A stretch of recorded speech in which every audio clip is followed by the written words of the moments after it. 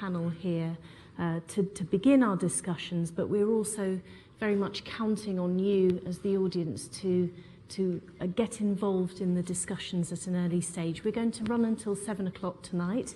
My name is Emily Taylor. I'm an Associate Fellow at Chatham House and editor of the Journal of Cyber Policy. And we have three wonderful speakers here this evening. First of all, I'd like to introduce Marina Kaljurand, who is the former Estonian Foreign Minister. She is a career diplomat and a lawyer as well, and has also been an ambassador of Estonia to many countries, including Israel, Russian Federation, Kazakhstan, Mexico, Canada, and the United States. She has been, as part of her role with the Ministry of Foreign Affairs, she has been part of the UN Group of Governmental Experts, which is a process that's been running for quite some time, and I think you've been part of that since 2014, and so I'm hoping we'll have a bit of an update from you on that. And also is co-chair to the Global Commission on the Stability of Cyberspace. And I'll just run through, before we ask you to take the floor, I'll run through our other speakers as well. We have Dr. Patricia Lewis, our very own research director at the International Security team at Chatham House, and has had a variety of former posts, including Deputy Director and Scientist in Residence at the Center for Non-Proliferation Studies in Monterey, was a Director of the UN Institute for Disarmament Research, and also served with Hans Blix as part of the Weapons of Mass Destruction Commission between 2004 and 2006, which must have been a very interesting time. And then I'm very pleased also to welcome Sally Wentworth, who heads up the Internet Society's public policy activities. She is formerly a public servant, Assistant Director for Telecommunications and Information Policy in the Office of Science and Technology Policy at the White House. That must have been quite some challenge to fit on the business card. Absolutely. And was also the Principal Policy Advisor on Internet policy issues at the Department of State in the United States. So that's our panel. And we're also here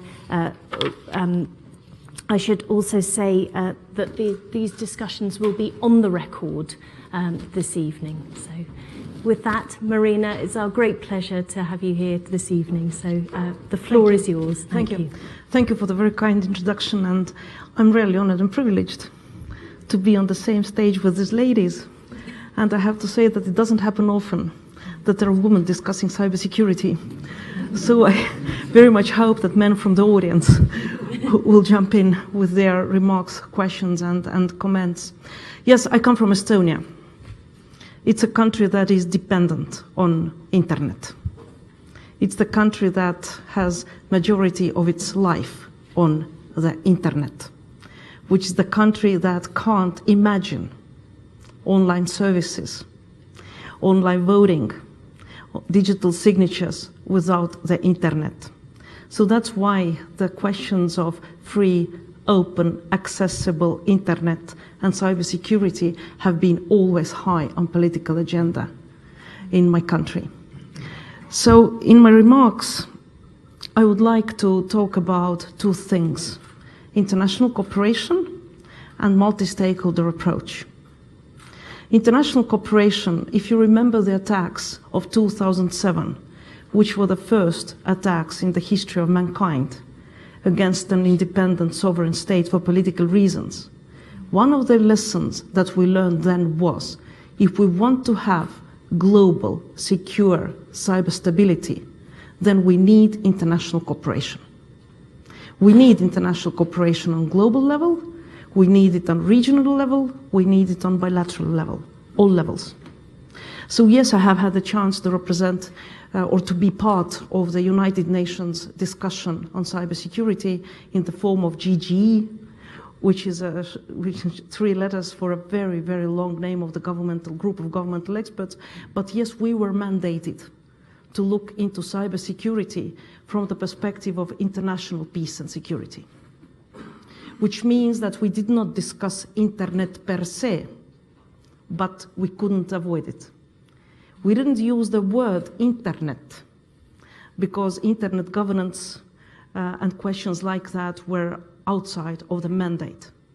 But what I can say after the discussions that we have had in the United Nations is that the ideological division we see today in the world is becoming bigger.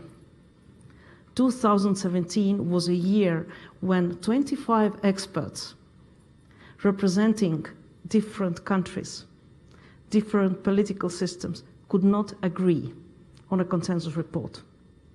And that is something that is worrisome, and that is something that does not make anybody happy about that. So I have to be frank and open that we could make progress on 4 subjects: new threats, confidence building measures, capacity building measures, norms, political norms of responsible state behavior. We could not agree on applicability of international law. We could not repeat what was agreed in the United Nations already in 2013, already in 2015. And that's a pity. But we have to take forward what was discussed on the stability of cyberspace, on protection of critical infrastructure. As I said, not using the word internet, but ICTs enabling. So from there, I would go to multi-stakeholder approach. I would argue that for the first time in the history of mankind, states and governments can't alone deal with cybersecurity. For me, it equals to free and open, global, accessible internet. If I might draw a parallel, then maybe it's like internet governance that started like a subject delivered by and handled by a group of academicians, a pure technical subject, which has grown now much wider. Cybersecurity has been a domain of governments. But at the moment, as there is not enough political will for governments to continue or to deliver something specific in that field, governments have to look at multi-stakeholders. When I say multi-stakeholders, I mean industry, private sector, civil society, IT community, all of them. And here I see a role also for a group for Global Commission on Stability of Cyberspace, an international platform that was launched 9 months ago in Munich at the Munich Security Conference, which has 27 commissioners. One of the commissioners, Olaf Kolpan, sitting here in the room. I'm proud to chair the commission, and our commission has stepped in, not to replace UN institutions, not to replace any governmental institutions, but to look into the subject of cybersecurity, stability, open and free internet at the time when governments, for political reasons, have taken time off, if I might put it politely. So what has our commission done? Our commission proposed a couple of weeks ago our first norm. The commission is supposed to propose recommendations and policy recommendations and specific norms to states and governments that are needed to secure cybersecurity. And our first norm was as follows: without prejudice to their rights and obligations, state and non-state actors should not conduct or knowingly allow activity that intentionally and substantially damages the general availability or integrity of the public core of the internet, and therefore the stability of cyberspace. We decided to start with the public core of the internet. There were difficult discussions during the drafting. I hope that at some point Olaf can look into that, because we started with very philosophical questions. What is internet? Is it the public good? What is it? And we ended with very technical questions. How deep and how specifically should we define? What are we protecting when we say that the public core of internet has to be protected? So, to conclude my introductory remarks, 2016-2017 for me went into history as the years of hacking democracy. When I look to 2018, then unfortunately I see that there is appetite and there is interest in the fragmentation, balkanization of the internet. I don't know whether we can avoid it or not, but I would argue that definitely it's not in the interest of mankind, in the interest of all people. Thank you very much.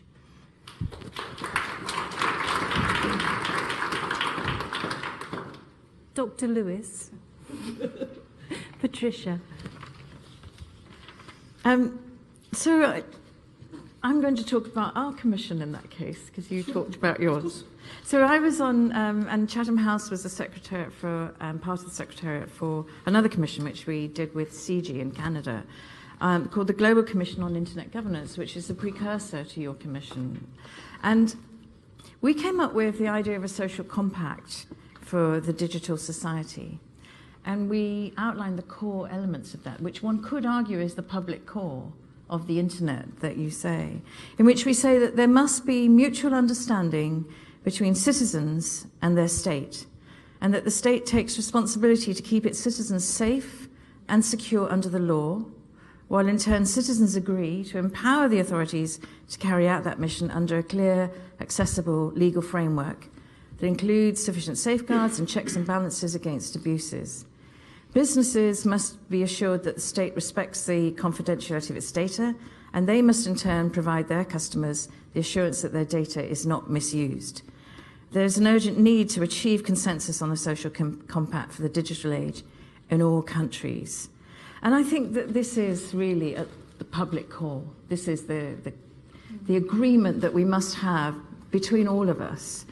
So when the internet first started, and it grew, as you rightly say, from a community that I was part of in the nuclear physics community into something that was a fantastic resource for those of us working in exchanging information, exchanging papers, connecting with each other in a completely different way, and forming a neural network, if you like. And then the idea of it spreading and becoming something for everyone, and building on how everyone was already using emails, and creating this network that then the World Wide Web was able to sort of superimpose itself on and create what we now think of as the web and the internet, almost as if they were the same thing.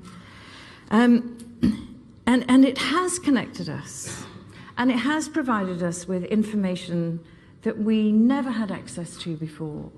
And one of the things I think about our digital natives, as we call them, those who've grown up with the internet, is that their brains are brilliant, because they don't keep all the extraneous information in their brains that they thought that we had to learn by rote and things like that.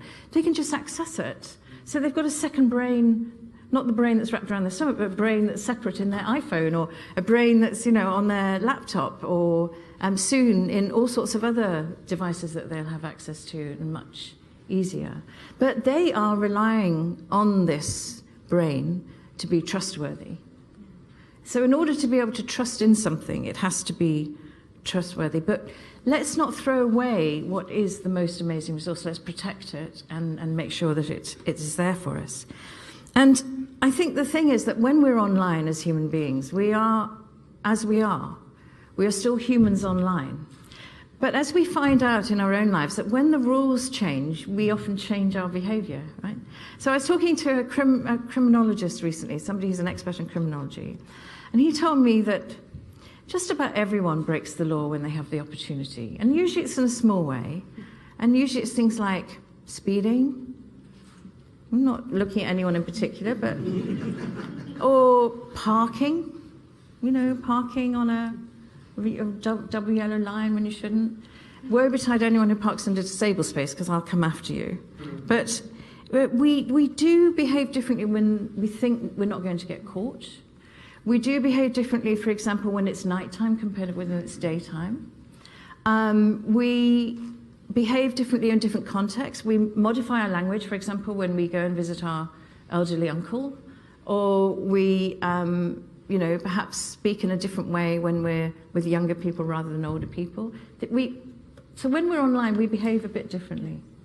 So I think that just has to be understood and recognized, rather than try to force everyone to behave in a particular way online. And so we need to create an internet that is for the people who use it. And I always think about the internet as being a garden. And it's a garden which requires a lot of tending, but it's a garden with lots of different areas. There's areas of shade, there's areas of bright sunshine, there are pathways, there's public spaces, there's private spaces, and there's always something a bit nasty in the woodshed, right? And there are ducks on the water, all of that. And I think if we think about that and we think how we can create that as a public space for everybody to be able to use, from young through to old, I think it's a much better way to think about it. So we've got to make it safe and secure, which are two different things. In some languages, it's difficult to discriminate between those two concepts, but it is slightly different. We've got to make it reliable, and I think that's one of the big issues for people. How reliable is it? Not only reliable in terms of whether you can access it or not, but also reliable in terms of the information that it gives out. I mean, if you go to a particular search engine and you only get a small percentage of the available information, that is not reliability. And people are beginning to, look for other ways of finding information as a result. But it has to be accessible primarily to everyone. I think, Sally, you're going to get into the issue of net neutrality, which is, the decision today, but it's a big worry that we have. So I think in the end, what it does come down to is whether or not we can trust the internet. And I think that's got a lot to do with the way we think about trust in our societies. So in some societies, there's a high relationship of trust between the government and its people, and I suspect in Estonia that's true. And in other countries, there's a very low level of trust between the people and the government, for good reason. So in those countries, for example, they might want to use encrypted technologies, but in so doing, they think they're going to draw attention to themselves. And they're frightened to, even though it might protect them, they're frightened to actually to use them. And how do we create an internet where those people in countries where their governments literally cannot be trusted, they are not trustworthy providers of the internet, how do we provide an internet for them? And I think people who are very tech and very tech savvy are able to get around, they do workarounds, the untrustworthiness of the, if you like, the easily accessible internet.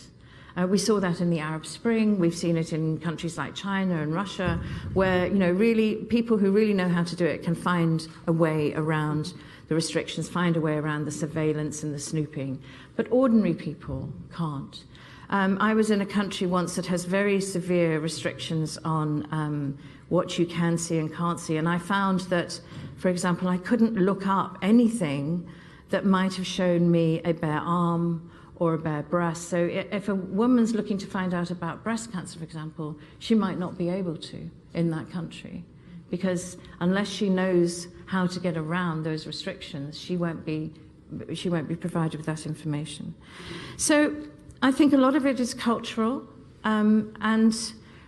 what worries me at the moment is that we seem to be, instead of bringing people up and raising ourselves up together, we seem to be going down more to the bottom and thinking, well, if that country is going to do that, then why the hell don't we? If there is no trust and security there, why should we provide it anywhere else? And I think that really worries me. So I think that governments need to provide security, and security and privacy are two sides of the same coin. If you need to trust in your privacy, you need to have really good security. And so to me, that's all about providing the right sort of protection for people on the internet. And that's where I would like to see this discussion going. Thank you very much. Before turning to our next speaker, Sally, I would also just like to acknowledge and thank very much the Internet Society for your support and great collaboration this year, and it's great to have you here. I'd also just like to do a little trailer for our latest issue of the Journal of Cyber Policy, which we've done in partnership with you. I think we have one or two of the authors here in the room this evening. There are some copies upstairs, so please do take one if you can. And if they're all gone, it's open access for this whole month. So I just thought I'd just interject with that. Can you talk about the competition? Oh, yes. Well, it's your competition, Patricia. It is. So there is Patricia has found a deliberate error, it may be a deliberate error, on the cover. Here's a clue. It's in the word search somewhere. Yeah, so every issue has got a different set of words in the green words around the I. I don't know if you've noticed that. But every issue is different. And this issue has got a load of different words. But there's a deliberate mistake, and we're offering a bottle of champagne. We'll give you till a certain time in the reception. We'll announce it if someone comes forward with where they can find the deliberate error.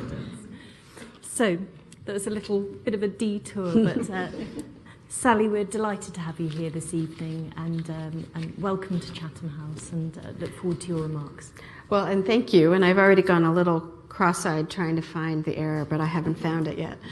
I would first just like to start by also thanking Chatham House for, I think we've had this wonderful partnership over the last year, and it has certainly opened us up to a new audience and a new environment, and given us a chance to wrestle with some difficult issues alongside Chatham House, whether we were talking about the implications of the internet for society, or this tussle between technology and law enforcement in the space of encryption. These are issues that are front and center to the future of the internet, and we think that Chatham House and the environment that you provide is a real opportunity to wrestle with some of the issues, the leading issues facing the internet and all of us who care about it. So thank you for that. At the Internet Society, we have a long and deep history of and commitment to the core values of the internet, which both of you have spoken about very eloquently. We believe in an open network of networks that's global, that creates opportunity for people, that drives innovation and creativity around the world, regardless of frontier. And it provides a space for people to express themselves safely, securely, with trust. And I think we are finding ourselves at a moment in time when all of these values seem to have been put back on the table to be re-examined. And I think we find this particularly right now in this country, in the United Kingdom, in my country, in the United States, and elsewhere, where we're really challenging this notion of, is the internet really good for us? I mean, all these questions about democracy and the implications of technology for public discourse and society are things that we should and appropriately wrestle with. Am I safe? Am I secure? Is my data being protected? Do I even know how it's being collected and by whom? These are all questions that are on the table by users and being discussed by individuals in ways that would not have happened even a year or 2 years ago.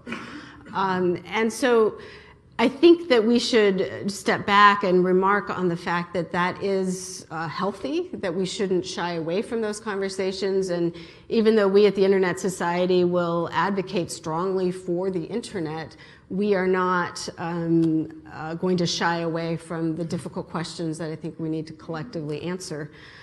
On the security front, it's an interesting evolution of the discussion. The discussion around cybersecurity for a long time was very isolated between governments in one space talking, and it was very much a nation state to nation state, almost warfare, shutting things down, and we still see that certainly.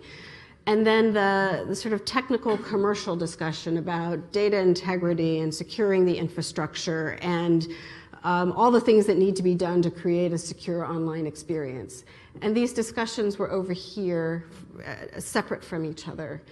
And what we've clearly understood now is that that is not realistic, it's not appropriate, and it's not productive. It doesn't move anything forward, as Marina pointed out. When you only have governments in the room trying to solve things that inherently affect end users and the private sector and all of these communities, it's a very difficult conversation to have. And so we do think that organizations or groups like these commissions are incredibly important in moving the conversation forward and giving us a new way of thinking about these things.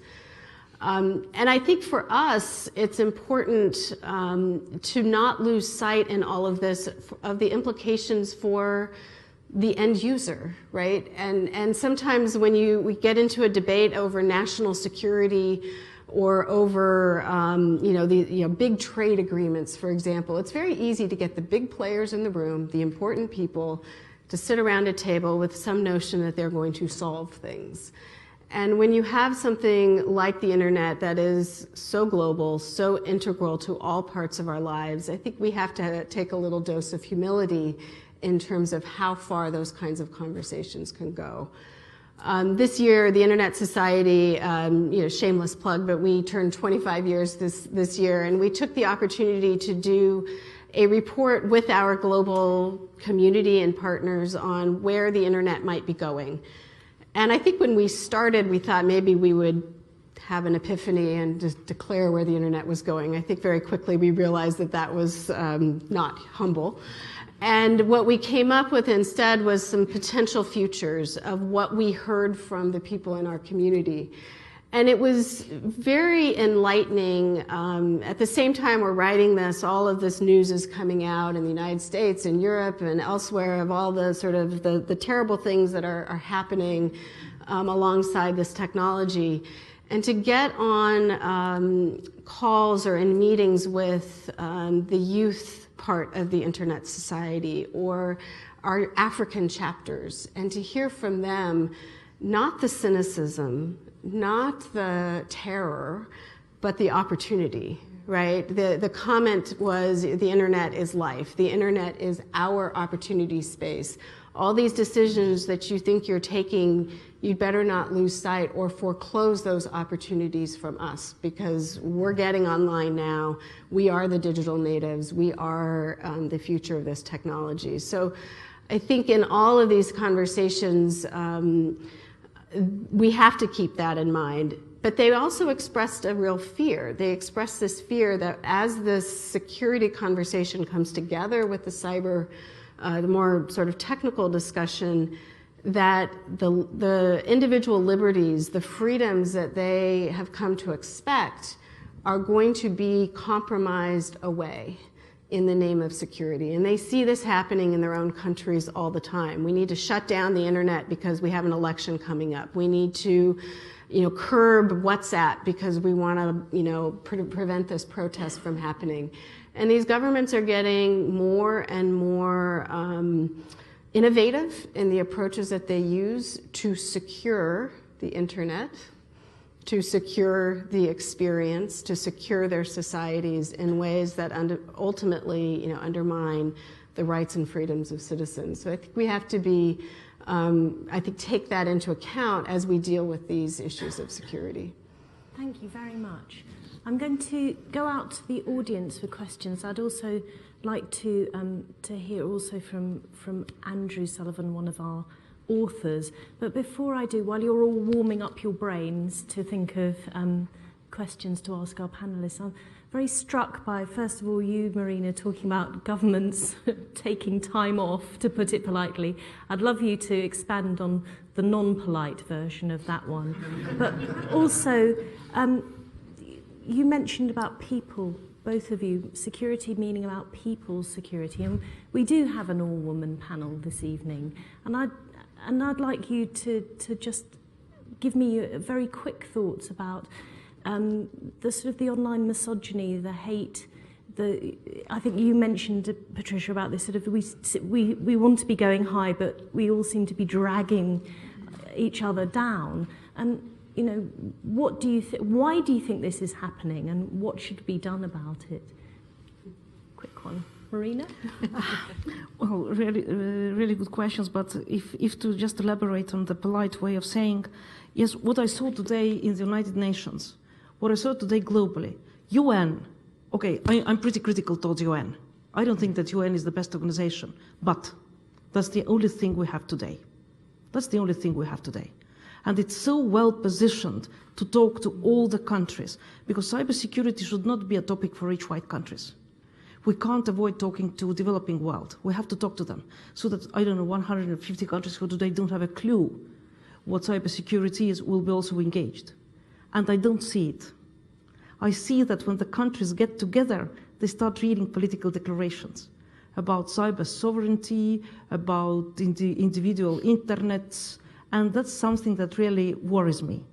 I don't want cyber 9/11 to happen before countries get together, start discussing constructively, and start agreeing on something, and that worries me. So one of the things we've come up with that, Marina, is that in other arenas we've had similar problems. And so cyberspace is, if you like, a fairly new technology, but we've had other technologies and other spaces. So one of those is actually outer space. In outer space, there is a real divide between what can be agreed in the security sector and what can be agreed, if you like, in the peaceful uses sector. And so what the UN has done quite usefully is divided up those two arenas and parked, if you like, all of the really difficult security issues into one place where we know we're never going to find agreement fully, unless, you know, suddenly the lion lies down with the lamb and there's an opportunity. Occasionally that happens. And then all the peaceful uses has been put in another arena. And there fantastic work has been done on codes of conduct, on guidelines such as the removal of debris from the outer space orbits, which is a real problem. And so progress has been able to be made on the peaceful side, and while progress that can never be made, if you like, on the conflict and military side has not then sort of dragged back the peaceful side. And I think we could do something similar in the international cyberspace. Just briefly, if I may, to Patricia, I don't think we can do that, because in cyber we already see the hybrid. We already see that cyber is being used together with kinetical weapons. So I don't know. Space. I know we had war in Georgia where people died. Yeah. So cyber is being used on an everyday basis. We can't waste time on thinking about new codes of conduct. We have to look into what we have today. We have international law. 2013 we agreed international law applies to cyber. We have to start looking into that. Writing something new, it's the future. We have to do today what we have, and in the frames we have to avoid grey zones. I don't think we should go into grey zones, but I do think we need to be thinking about the future as well as today. It's no good just thinking about today. We also have to be thinking about the future and laying down things for the future. And we can walk and chew gum at the same time. That's something women can do. Agree. Sally, did you? So you asked the other tricky question in terms of, I think, the behavior towards women online, and I think you said the online misogyny and hate. And someone, I think it was Vince said it, Vince Cerf said it recently, you know, he imagined that a society would emerge out of the internet. And in any society that emerges, there is the good and there's the bad. And I think we see that certainly happening in the internet society, in the internet community. And it is devastating, and I think we shouldn't underestimate the power that words have when written and or spoken against people. It is profound. And I think it's probably happened to all of us in one form or another on this stage. On the other hand, trying to be an optimist, this year we identified 25 under 25, the young people, 25 young people under the age of 25 who are changing the internet in their countries. And several of them were young women who are using the internet to teach women's health in countries where it is not discussed or common, to create a space where women can fight back against domestic violence, to turn what could be a very negative experience to empower women. And I think amidst the hate and the challenges that come with that, I guess I look to those young women who are not willing to be silenced, are not willing to be put back in a corner, and who are just going to keep forging ahead and demand equality and all the things that are due. Thank you very much. Who would like to ask a question? Goodness, right. Okay. Okay, and I've got Andrew as well. I'm going to take a question from you, sir, and then I'm going to come to you, Andrew. Okay, thank you very much. Toby Harris, House of Lords. I'm interested in this urgency question, which Marina has just alluded to. The exam question of today's discussion was, do we still trust the internet? My slight concern is that we trust it too much. This morning I sat in a meeting of an organisation I chair, which is looking at the way in which people are scammed by fake goods. They recognise fake goods as not being real when they see them on a market stall, but if they see them on Facebook or on Twitter, they buy them, and the scammers get rich. We've had a bombardment of fake news, as the President of the United States likes to call it, from all quarters, perhaps undermining electoral processes, warfare by other means going on. We have people who, when they search for prostate cancer or breast cancer on the web, end up being bombarded with information suggesting that there's some magic herbal cure and that you should avoid any form of conventional medicine. So actually there is an urgency about this at all sorts of levels because people are too trusting. I'd be interested to know what the panel think could actually be done in the short term as opposed to the long term when we'll all grow up and realise how we need to use the internet. Okay. Hold that thought.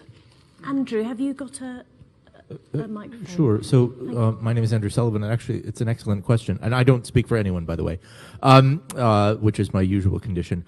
This is an important question, I think, that was just asked, and I want to pick up a little bit on something that Sally said a moment ago, because there's really a grammar problem here.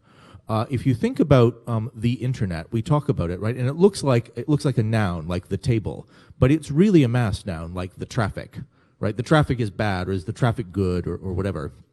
And we did a bad sales job with the internet. We sold it as a thing, something that people can go and it's one place and so on. And what's happened here is now we have this difficulty where people who are experiencing what really amounts to an environment are asked to either trust it or not. Make a decision. Do you trust the internet? Well, do you trust the world? I don't know. For what purpose? When I go into a shop, I think this is an excellent analogy. When I go into a shop, well, I sort of look around. Is it a sketchy place? Does it seem to be in the high street with all of the expensive rent and so on, and it's got the logo on the outside? Well, it's probably a real shop. Or else they got a very expensive scam they're running. Whereas on the internet, there's really no difference between the scammy place and the expensive place and so on. You can't tell the difference. And so I think the key and the direction we have to move is to give people those kinds of cues in the environment where they're online. There's no way to do that right now, and I think that this is part of the key to solving most of these problems, to give people the kinds of clues. When you're walking through a sketchy neighborhood, oh, well, look around, or, don't give them your credit card, or, don't hand it over and keep your eye on it. And that's a sort of important facility that you have as a human. If you're complete naive, right, if you're a child, you don't know how to do that yet. And as you grow up, you learn those things, sometimes painfully. And I think that this problem is that our entire world is experiencing that same growth. Where we're learning about how things can be abused in a culture that is growing along with us. So I don't have a magic solution for the short-term answer. To a certain extent, I think this is the kind of pollution that causes us the opportunity to say, oh, well, now we understand what this pollution is, and then we create social responses to that. But we talk about the internet right now as though it's another place, as though it's another thing outside of our society. But it just isn't anymore. And we're going to have to learn as a culture how to interact with this thing. But we don't want to kill it. And that's actually the thing that I'm most worried about, that we're going to kill it instead of fixing it. Well, it's like the Steve Wozniak famous phrase, exactly. never trust a computer you can't throw out of a window. Well, we can't really do that with the internet anymore, and it is ingrained in our society. But so, to Toby Harris's question, are we actually trusting the internet too much? And the idea of, how do we get our street smarts, if you like, awful phrase about develop those sort of intuitions online? I wonder if I can just throw out a question to everybody. At what point, how much responsibility do the websites have and the companies that run them? So let's take, one of the marketplace websites. We can think of eBay as being a typical example, but there are many others, right? So they do have responsibility, actually. And they do actually have a mechanism when you buy something and it's not as advertised. You can let them know, and they can try to negotiate a refund. It doesn't always work. There are real problems with it, but it's not very different from buying something in their shop and it not being quite what you wanted, and you have a certain amount of time to take it back. So they've taken that responsibility in the mechanism, and I would say, companies like Airbnb do something similar with the assurances that they provide. So the question that we always have, and this is the issue, I think, is, what responsibility do the social media websites have? Are they content publishers? Do they have responsibility for the content on that people are putting on? And I think people would feel really uncomfortable if they were in any way censoring the content, but they could be helping to modify behavior. I'm just thinking about, if you go to a forum where people are debating Hyde Park Corner or the Houses of Parliament, there is a modification. There are rules and there are ways in which you can behave and can't behave. There are things you can and can't say. And we could start to try to say, well, these are some of the, if you're going to participate on this, this is the way you need to behave. There are certain behaviors which are actually not acceptable for this particular social media. And who makes those rules? I mean, is it down to the social media platforms on their own? Well, I think that's the challenge. So it's been fascinating to watch. A number of years ago, if we'd had this conversation, I think the social media or many of the sort of intermediaries would have said, not us, we are intermediaries, and we have no role in this conversation other than to transmit the content from the provider to the user. That is what we do in whatever package we send it to you in. That is no longer the stance. I think that stance is starting to shift, because it is the case that these are platforms that are huge parts of our society, and I think are starting to see some responsibility that goes with that. I don't think that it's a good business proposition to be the purveyor of fake news. I don't think that that's in anybody's really long-term business interest.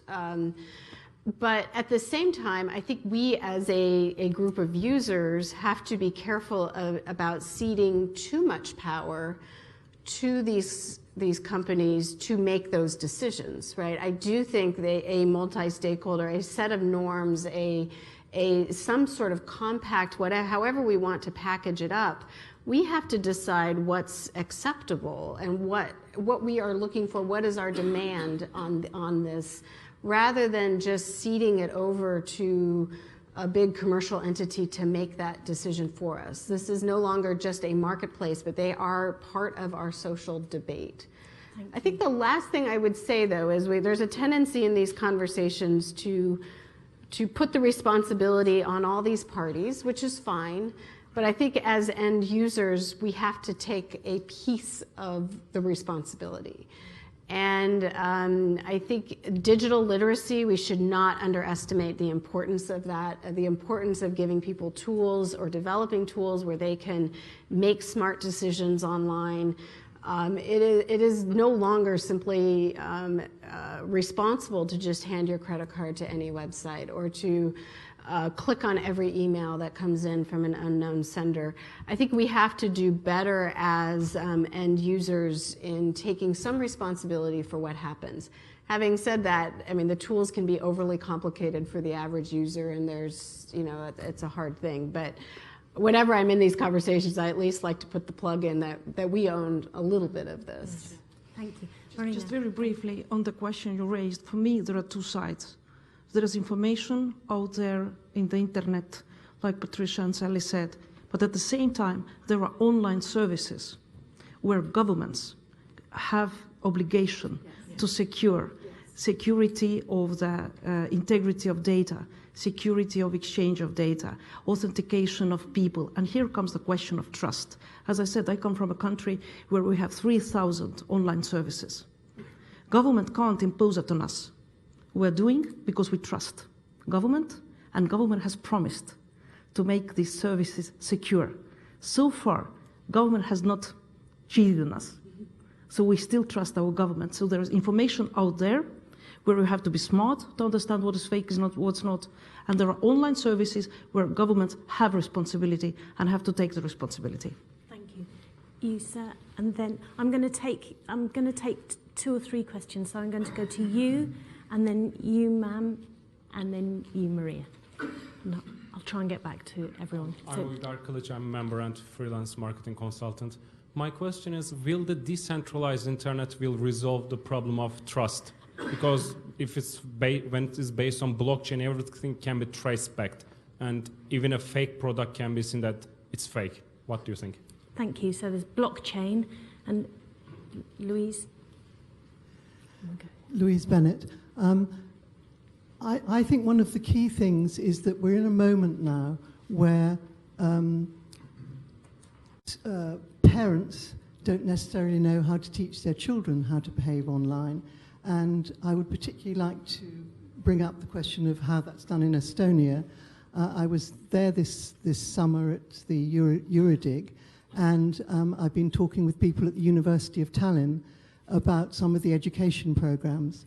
And while in the UK we're developing better education in computing, we're not dealing with what I would call the moral and ethical side. But there's a very good program in Estonia on critical thinking for children at primary school age, as we would call it here. And I think it's very important that that type of thing is taken forward so that people understand how to be safe online, understand who to trust. And I'd like you to tell us a bit more about that. Okay, thank you. I'm going to... I had Maria next, didn't I? Yes, thank you. Okay. Maria Farrell. I've seen over the last couple of days a couple of headlines about NATO officially and publicly declaring that it is going to start using cyber offensive capabilities, I presume against NATO's, what's the nice word for this, unprepared states. And that's clearly, I mean, I don't think it's perhaps a difference in activity, but it's certainly a very different public stance. And so I wonder what the panel's view is in terms of how do we still trust the internet when it is quite publicly a vector for offensive capabilities. Okay, so very quick, we don't all have to answer everything, but we've got something about, is blockchain going to save us? Could you tell us about education and learning critical thinking in Estonia, and also about NATO and avowing cyber offensive capabilities? Who wants to go first? Should we do Estonia and teaching? Yes, thank you very much for raising it, because yes, I very much agree with you. Governments have to provide the possibilities, opportunities of taking advantage of the ICT capabilities, but also talk about, as we call it, cyber hygiene. So yes, we started a program for our first graders. We wanted to start at an early stage, but you can't reach out at an early stage. Not all kids are going to the kindergarten. So the first time we get all the kids together is the first grade. So it's cyber hygiene, it's programming. Schools have free hands. Some schools have introduced special subjects. Other schools are discussing cyber hygiene when discussing other topics. But yes, we think it's crucial. Cyber hygiene being taught, not only to kids, but also my mother is 92, she's Skyping. She also needs exercises of cyber hygiene. And maybe another quick point on offensive, as Estonia being a NATO member state. I think that it's time to be very frank and open. Yes, we have defensive capabilities. Yes, we have offensive capabilities. I think that so far, when governments were not ready to talk about offensive, that wasn't right, because we had them. We have them, and we're delivering them. What is important? Again, international law. When used, because we have retaliation, we have countermeasures, we have it in international law. We have it in UN Charter, Article 51, inherent right of self-defense. We have all these norms, which means that if we talk about offensive, then we have to be within the framework of international law, and that's the basic line. Thank you. Blockchain, anybody? Not my particular area of expertise, but I would use this, as my colleague Olaf just pointed out, there is a very nice piece in the journal about the implications of blockchain for society, for human rights. Might be something to think about. This notion of decentralization, as you pointed out, has been really core to the internet since its earliest days. And it is a theory that allows you for redundancy, resiliency, and I think, to your point, potentially improves the environment of trust. So to the extent that as blockchain develops and is widely deployed, and we see great interest in the technology, particularly in developing countries where it provides a mechanism or a tool to protect records, right? Individual records that aren't trusted to be put in the hands of a government, or there aren't mechanisms to do that. I think there is real opportunity there. So I think it remains to be seen. I think it's still on the horizon, but I think we should be optimistic and take some lessons from the past to see how they can take us forward in a blockchain environment. Well, I would agree. I would just say that I think that anything that provides authentication, verification, and integrity to data, to communications online, including all sorts of encryption, is in the interests of security, and provides privacy and security, and those two things come together in that. What I would say, though, is that there is no perfect system, and as technology goes on, even technologies like blockchain will be vulnerable. So to rely on them as best you can is good, and it increases security, but there's no such thing as 100% security. And as we go down to more and more powerful computing, particularly as we go into quantum computing, those things will not be as secure. So if you build over-reliance on those things, then you'll end up with a problem. So you need to be continually developing security measures and encryption measures and so on in order to be able to stay ahead as technology develops more generally. I think we've got time for maybe one or two quick questions. There's a gentleman there and okay. And so I know that there are more people wanting to ask questions. So very quickly from you, sir, and then you. Hi, my name's Shakib. I run a lot of organisations. So question number one, with the eBay as an example, they've already bypassed eBay by sending an email to the person and pay directly to the bank. So eBay aren't in that transaction, and they're losing thousands on that. So how does an organisation that's brand is stolen, how do you handle that? The second thing is, why can't we, I'm a domain registrar as well, so why can't we have people validated when they buy a domain? So like we have cars, we know that person has a driving license and all the other stuff. So when you buy a license to do business on the internet, we know who is responsible. And the third thing, which is a technology piece, why don't browsers have a right click, like those apps, left swipe, right? We can then say this domain is dodgy. That can get collected electronically, and then we can investigate. We could use machine learning to investigate, or we can, like the fraud team, they can investigate with the police. Yeah. So there's different things that we could do. Yes to all that. Yeah. Oh, okay. Agreement. When do we start? And you've got a mic. Good. Thank you very much. A lot of food for thought, so I'll try to be very quick. You made a point about safety and security being different things on the internet. So what I'm curious about is really in terms of the policy making, how do we go about distinguishing between those two things? What does it really mean in the short term? can we ensure that it is safe and secure at the same time? Because if you start encrypting things, you encrypt things for good guys and the bad guys. You know, so what does that really mean for us as a society? Well, I think those two are nice to set up just very, very final, very quick comments. I'm going to start with you, Sally, and then come round to... Well, I think what we've hit on, we've covered a landscape in many ways, from the nation state and cyber offensive all the way to the roles, responsibilities of the individual. And I think what this highlights is again, what I said earlier, you used to separate these and they were far, far, far apart. And it's amazing, every conversation it seems that I have like this, they immediately merge together. And you know, a potential cyber offensive action by a country has huge implications for users, for anybody caught in that crossfire. It is not, and the safety, right, of those individuals. So I think it is very hard in some ways to pull those concepts apart. Probably getting some semantical agreement about that is important and useful as well.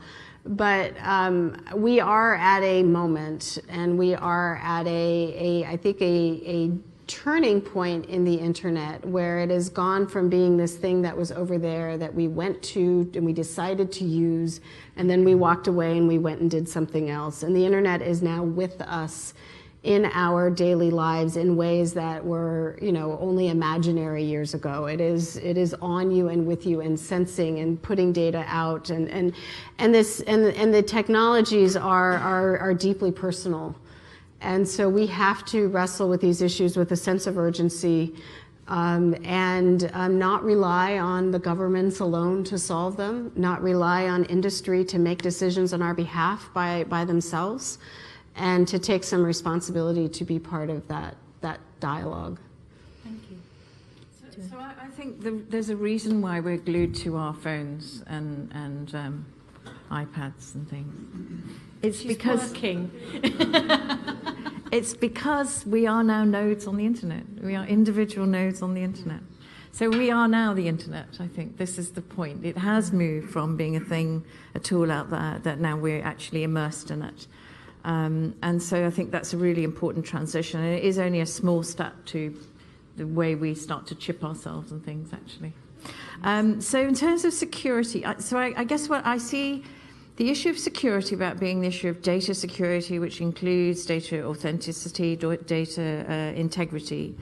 And it's very important. And, you know, I think when you are robbed, when your identity is taken, or your information is stolen, or if your bank balance, your bank is you know, money's taken from it, or that is about security. And now that you can feel very unsafe as a result of that, but that's about security. Now, safety, I think, is something different. And I think what's happened online is that there's a sense of unease. And I don't know if anyone ever has played with an avatar, or, you know, gone into some of these different sort of parallel universes and so on, but it can be very disconcerting. Because we're now points on the internet, we are nodes, we are now connected somehow in there. So part of our personalities are in there. So when we're being trolled online, we don't feel safe. Even though we may be physically safe, we don't feel safe. And we also know that it can move quite quickly from being online in that digital sphere to being actually in our homes, on the street, stalkers, etc. So I think that's that feeling of safety, which is a different thing about the issue of security. I might have got that wrong, but that's how it's coming to me anyway. I'm thinking about it. Thank you. A last word from you, Marina. Just very briefly on authentication. We all knew the cartoon, yeah? The dog sitting in front of the computer. So it's yesterday. Today we have possibilities, we have means to identify who is online, who is participating in the online services. And the last bit of promotion, look, Estonia e-residency. We are even giving the same right to foreigners. Once we identify you, once we take your data, biometric data, we issue an ID card. And with that ID card, we guarantee that you are the one who's participating in online transactions, banking, digital signatures, starting business in Estonia. So it's doable. And I'm looking at other institutions, other governments to do the same. It's doable. We shouldn't. Get around Brexit that way? Yes, I was just also going to ask the same. Become an Estonian e-resident and start business in Estonia. Come to Estonia. You heard it here first, folks. Sounds more and more attractive. So I think there's a lot more conversation to be had, but we are out of time, and thank you for your patience, and also thank you to the wonderful panellists for their insights and remarks. There's some drinks upstairs, thanks to the Internet Society, so you're all invited. And the champagne, the award will be given to whoever has found the deliberate error. We'll do the award at 7:30, shall we? Okay, yes, 7:30. So thank you all very much. Thank you. Thank you.